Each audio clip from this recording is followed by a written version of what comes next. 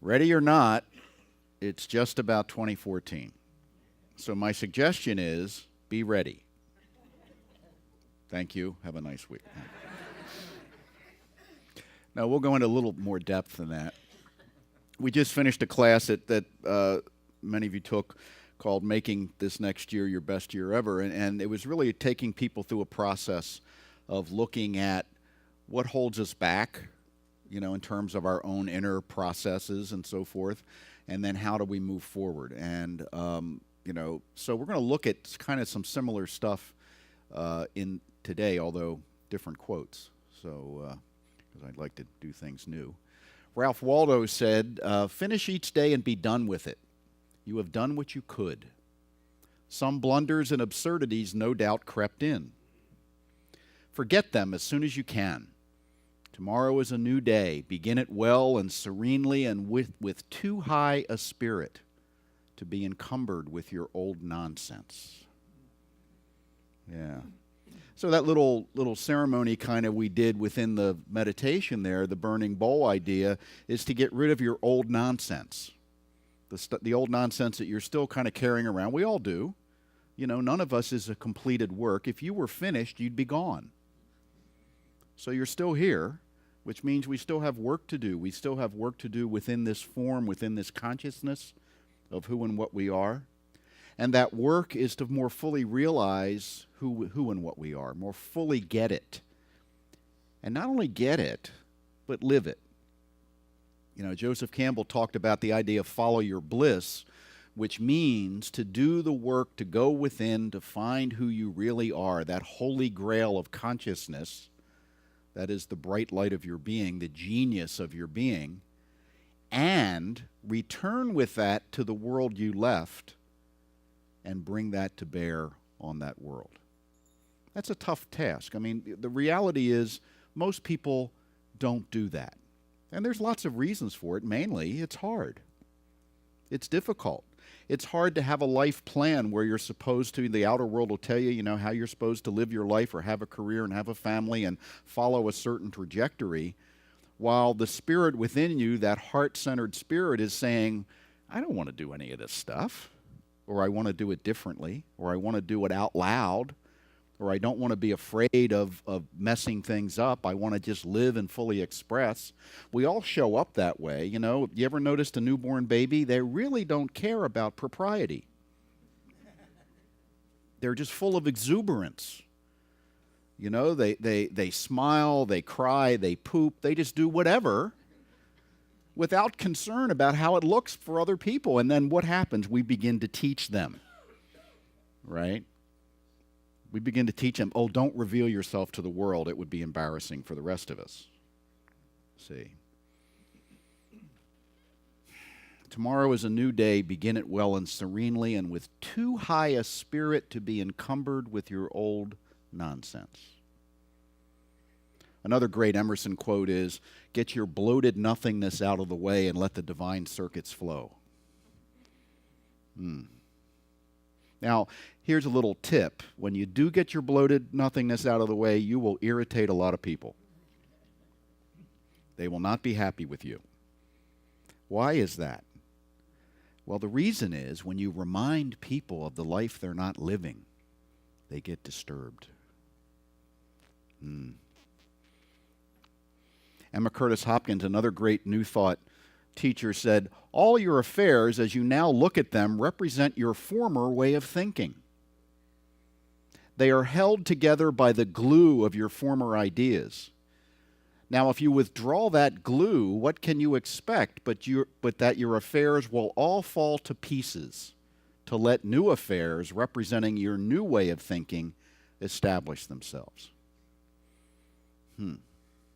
Well, that sounds appealing, but then it's the letting go that can be hard, right? You ever really know there was something you needed to let go of that was completely dysfunctional, and a part of you said, oh no, maybe it'll be useful, or maybe I'm too scared to let go of it. What if, I think it was Edwin Gaines who said, what would it be like if your life was working all the time?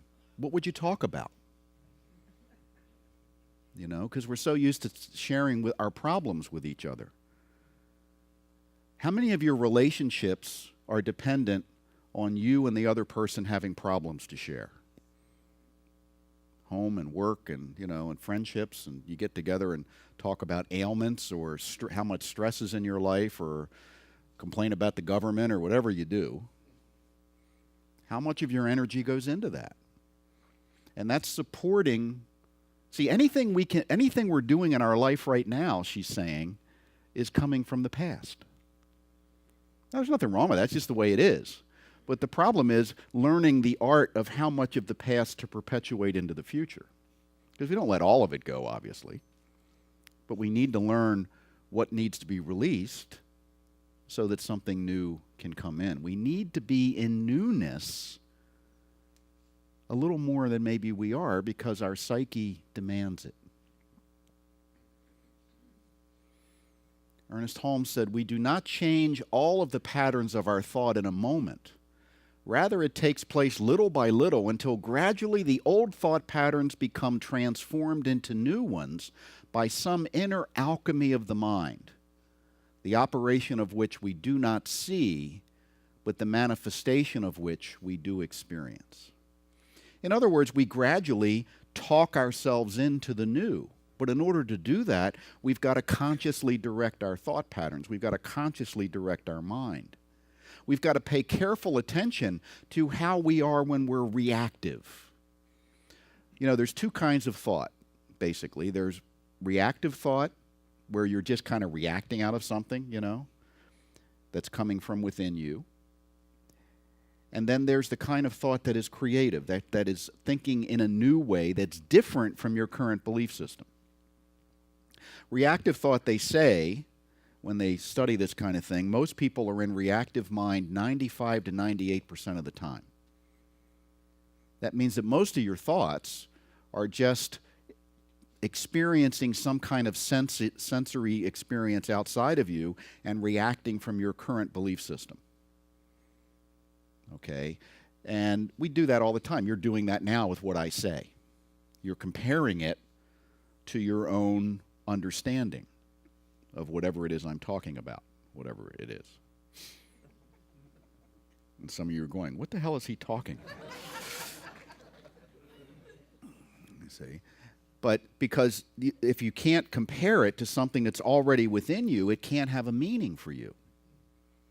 But what may happen, and in my experience does occasionally, is that someone in this room will take something after that association process with your own existing thought and think about it some more and weave into a new way of thinking for you. And you'll have what's called a change in your life that you may only realize after it happens. You see? And that's the way we change. We change by thinking away from that automatic response system into a more creative pattern because we get a different idea. We see something in a new way. We do it all the time. I mean, every time you buy something, you get something new, you have to think about it in a new way. You have to see yourself having that thing, whatever it is. Okay, all your shopping you did over the holidays, I assume some of you did some, right? Online or in the store. You can't buy something and say, well, I can see myself wearing that or having that or owning that. And if someone gives you something that you can't see yourself having, you return it. Right? So to get the new thing, we have this automatic pattern. It could be very simple. Like, let's say something like, let's say you have had the same kitchen for, I don't know, 10 or 15 years, and you go to a friend's house for dinner, and they have just remodeled their kitchen, or they're in a new home with this beautiful kitchen, and you think, oh, look at that kitchen. And it's not just that. You start imagining yourself cooking in that kitchen. And you see yourself, with the new surrounding, maybe a nice new appliances and beautiful cabinets or whatever. And, that's okay. But then the next day you wake up and you go down to breakfast and you start cooking in your old, crappy, ugly, filthy, outdated kitchen. And you go, what the hell? It was okay yesterday. You see, but now you've seen something new and you begin a pattern of thinking in a new way about it and seeing yourself in the new. That's the important thing. Beginning to take ownership of the new, and next thing you know, you're rationalizing all the ways you can afford a new kitchen. Well, if we just don't buy tires for the car, that'll save a few $100s. And the kids can go to public school, or whatever you have to do to rationalize why you need this new kitchen and how you can afford it. See? So that's an example of going in a creative direction. We begin to think away from the current reality because something outside of us awakens us to a new potential. But you can also awaken yourself to a new potential from within yourself. See, so there's two ways it can happen, internal and external. When it happens externally, we're largely unconscious of it for the most part. We just all of a sudden have a new kitchen.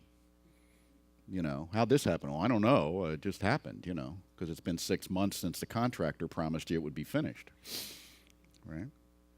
So we're not always aware of that process, but it's important that we begin to be aware of those processes because then we can consciously direct that creative intelligence into a way that it brings us more and more and more of what we need.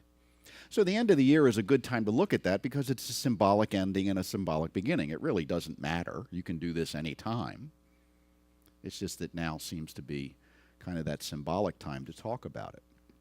Paul Tillich, who's a great Christian theologian, said, "Only the principle of love can recreate continually new guidelines in a changing world. Love alone can transform itself according to the demands of individuals in individual situations without losing its unconditional validity. Only love is eternally flexible and eternally relevant." Now, the purpose of a statement like this is to understand that with all the creative thinking I want to do, I want it to come from love. I want it to come from the recognition of the love that I am, the love that I can express, the love that I want to create in my life, because that's what we really want.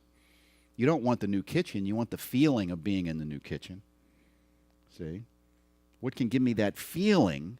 And that spirit within you, that center of your being, that essential self, just wants to live in bliss, which means a combination of love and meaning and purpose. And it wants to experience life that way by means of its vehicle, which is you. You are the vehicle for that inner spirit as you. One of my colleagues, Dr. Pat Campbell, wrote a book called Are You Showing God a Good Time? Which line she got from me, by the way. She put it in the acknowledgments. But, the question, God as you, are you showing God a good time? If you imagine yourself as spirit being within you, being that element of spirit that is incarnate as you, and you see it just temporarily as a little mind game, as a separate entity from you, that is stuck in you, and it has to live the life the way you choose to live it. Are you showing it a good time, or are you boring it out of its skull? See? It's a good question, isn't it? It's like one of my great relationship questions. Would you want to be in a long-term committed relationship with yourself? When you're wondering why no one wants to be with you, right? Would you want to be with you? Well, no, that's why I want someone else to take it on. Did I do that? I didn't know I could do that. That is really cool.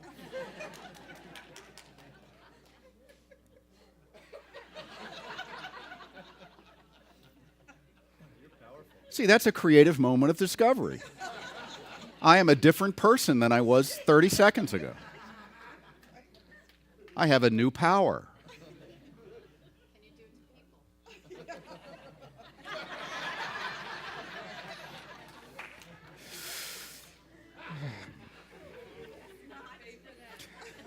Only love is eternally flexible and eternally relevant. So let's be loving.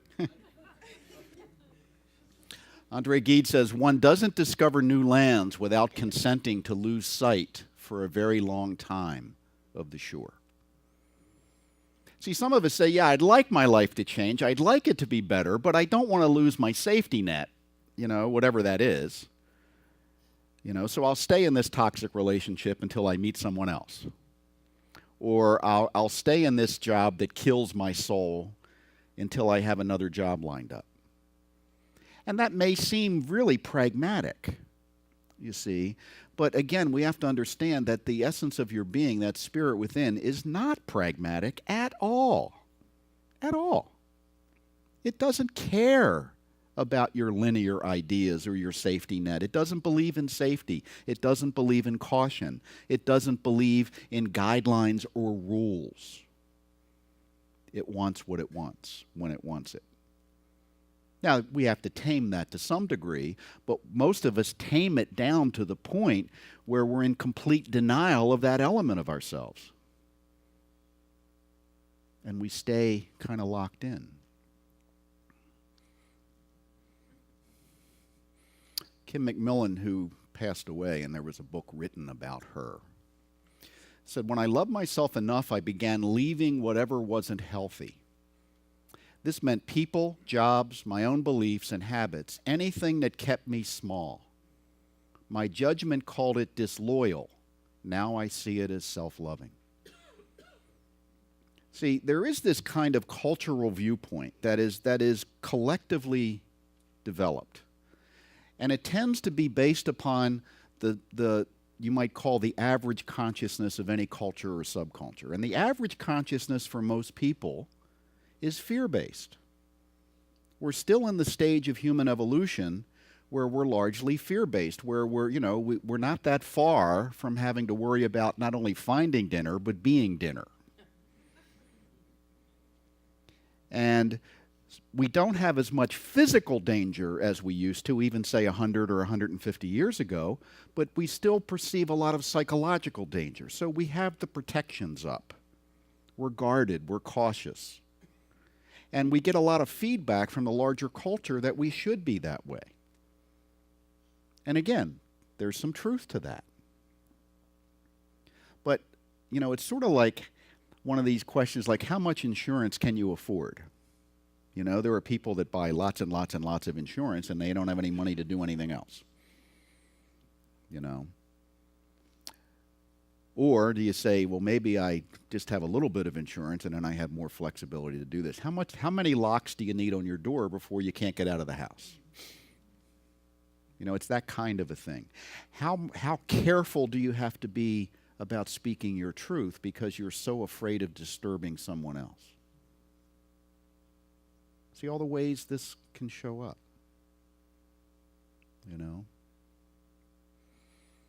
I love this guy. He's like totally cool. That's my avatar for 2014. I want to share this little piece. It's by Julian Smith. You don't know anyone at the party, so you don't want to go. You don't like cottage cheese, so you haven't eaten it in years. This is your choice, of course. But don't kid yourself. It's also the flinch. Your personality is not set in stone. You may think a morning coffee is the most enjoyable thing in the world, but it's really just a habit. 30 days without it and you would be fine.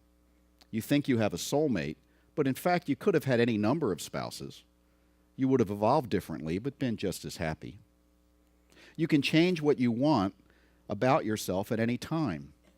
You see yourself as someone who can't write or play an instrument, who gives in to temptation or makes bad decisions, but that's really not you. It's not ingrained. It's not your personality. Your personality is something else, something deeper than just preferences and these details on the surface. You can change anytime you like. It is useful to do so. You must abandon your identity and start again. Sometimes it's the only way. Set fire to your old self. It's not needed here. It's too busy shopping, gossiping about others, and watching days go by and asking why you haven't gotten as far as you'd like. The old self will die and be forgotten by all but family and replaced by someone who makes a difference.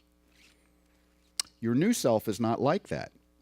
Your new self is the great Chicago fire, overwhelming, overpowering, and destroying everything that isn't necessary.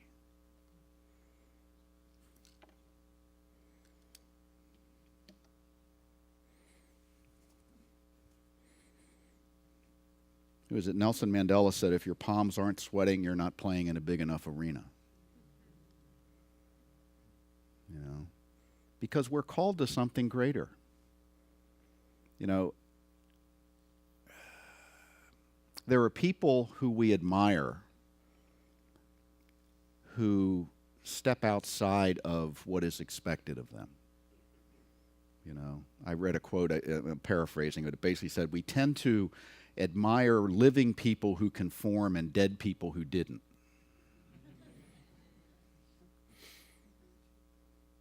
Because when someone is that kind of a person, they're disturbing to be around. It's difficult to be around someone who is living fully, because they're not staying in the boundaries of propriety and safety. They're stepping out and living out loud. And that may and it's guaranteed that some of that will grate against your desire to live out loud. Two people that are living out loud have to really be tolerant of one another, because the main purpose of the other person in the relationship is not to make you feel comfortable in that kind of a relationship. Comfort is overrated. Comfort will be the death of us. If we stay comfortable in the world the way the world's going, we won't have a world to be in. That's kind of where it's gotten, you know? I mean, there's lots of details about that, but that's kind of where we are. You know, the idea of the Native American looking forward 7 generations, it's not a pretty picture looking forward 7 generations. Unless something significant happens. So how can I be in comfort and expect that to happen? Wait for someone else. Where's the next Mandela, the next Martin Luther King? Where are they?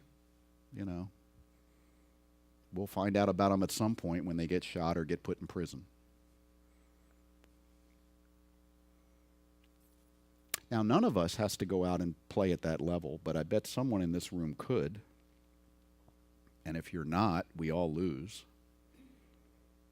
If we're not standing in our own greatness, as my friend Dr. Candace Beckett says often, are you standing in your own greatness today? And that's scary to think about. Because what if other people don't like my greatness? What if the people I've surrounded myself with who have grown comfortable with me playing at a level down here, what if they don't like if I start playing up here and I have to get all new friends?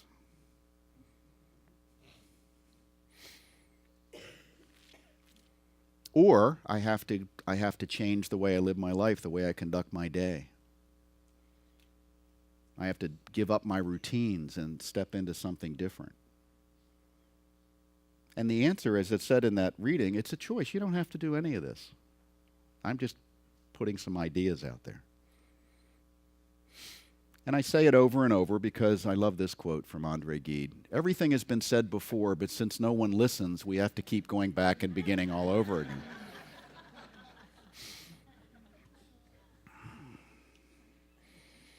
I saw a quote the other day that said, being in church, it said, church is the half-educated speaking to the half-committed. Now, I know we're the exception to that, but, you know.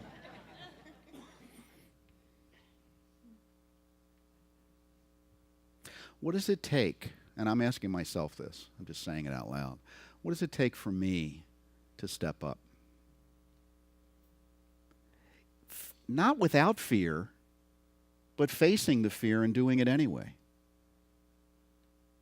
Being willing to disappoint other people, even enrage some people who don't want to hear what I have to say, don't want to see my gift given because they're threatened by it at some level. But here's the truth. Here's the truth, and I try to really focus on this in my own practice. If you are living authentically from your true self, and that's a big if, we have to really do the work to know that, you cannot harm another person. You may knock them off of their bearings and off center from where they think they're living. You may disappoint them, upset them because they have to change their patterns, but you can't really hurt them. Because when you're living from your authentic self, you're coming from pure love. And pure love is tough as nails. Love doesn't abuse and refuses to be abused. And that's the truth of our being.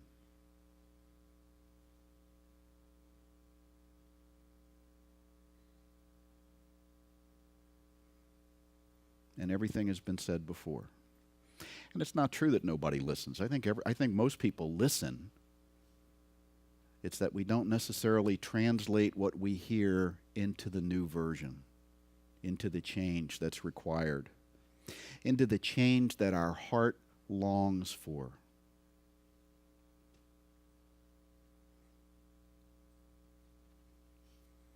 Just a little personal story.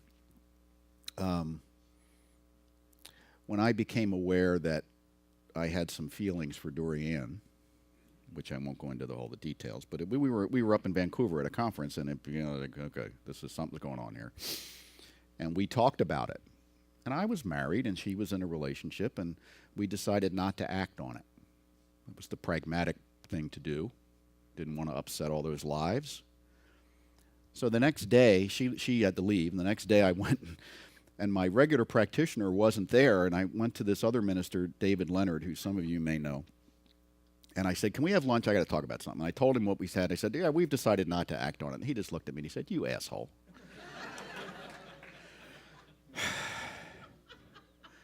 He said, do you think the love in your heart gives a crap about propriety?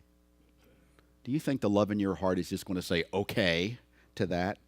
That it's not going to make you sick every day that you're not acting on the love that you know is there?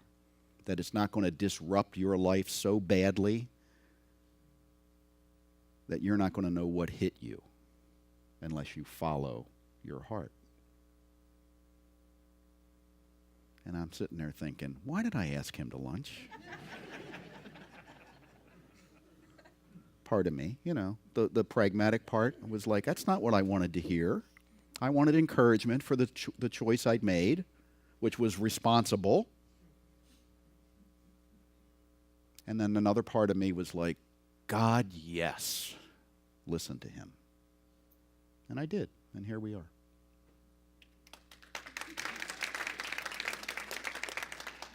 And people were upset, and lives were disrupted, and there was a lot of hurt and pain that came about as a result of it. And everybody's okay now. But here we are. So when we make choices to follow our heart, we also have to make choices that something's going to have to shift. You got to, the old saying, if you want to make an omelet, you got to break a few eggs.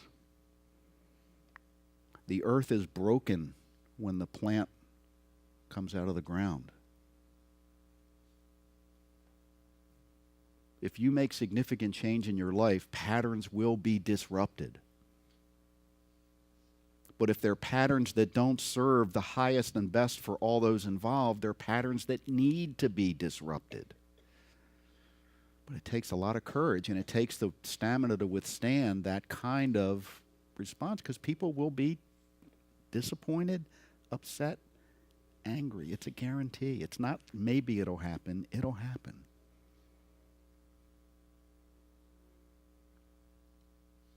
So as you decide what to put into your burning bowl, whether you do one actually or you do one symbolically, pay attention to what's behind that is ready to be birthed. We have to hospice what is ready to die and midwife what is ready to be born into our lives.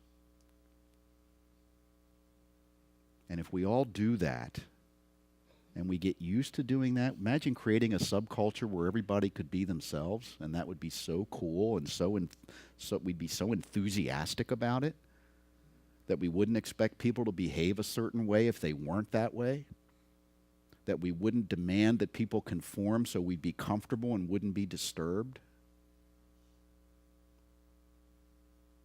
What if we demanded to be disturbed? What if we did that? Have a fabulous new year. Thank you. And namaste.